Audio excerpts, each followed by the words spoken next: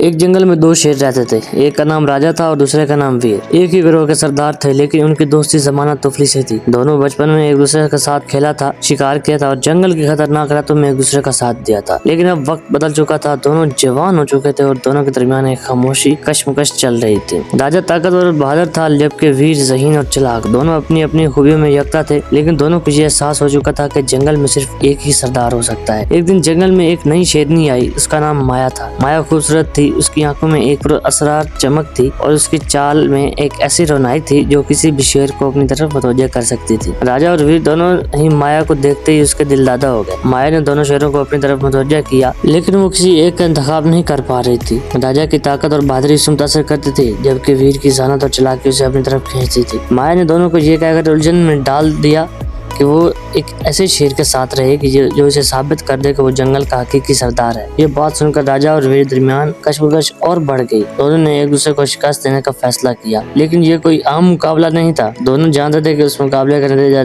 न सिर्फ उनकी दोस्ती का फैसला करेगा, बल्कि जंगल के मुस्तकबिल का भी। एक रात जब चांद की रोशनी जंगल को नहा रही थी, राजा और वीर एक खुले जगह पर इकट्ठे हुए।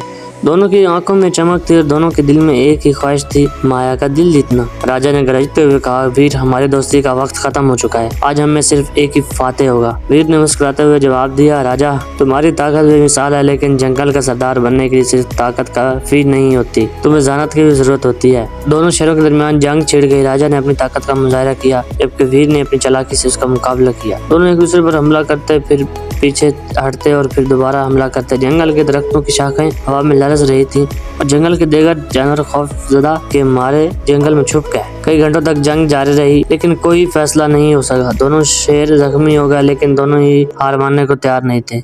आखिरकार दोनों थक कर बैठ गए। राजा ने सांस लेते हुए कहा, वीर, शायद हम दोनों ही गलत हैं। शायद जंगल का सरदार बनने के लिए सिर्फ ताकत या ज़हानत काफी नहीं। शायद हमें एक दूसरे की ताकत को तस्लीम करना चाहिए। वीर ने मुस्कुराते हुए जवाब दिया, राजा, तुम्हारी बात दुरुस्त है। हम दोनों एक दूसरे के बगैर अधूरे हैं। शायद हमें मिलकर जंगल की रहनुमाई करनी चाहिए। दोनों शेरों ने एक दूसरे को तस्लीम किया और उसी रात उन्होंने फैसला किया कि वो मिलकर जंगल की रहनुमाई करेंगे। माया ने दोनों का फैसला देखकर मुस्कुरा दिया। उसे एहसास हो चुका था कि जंगल के लिए यही बेहतरीन फैसला था। लेकिन क्या वाकई दोनों शेर एक दूसरे के साथ मिलकर जंगल की रहनुमाई कर पाएंगे, या फिर उनकी पुरानी कशमकश दोबारा उभरेगी? जंगल के दीगर जानवरों पर इस फैसला का असर पड़ेगा। कहानी अभी खत्म नहीं हुई।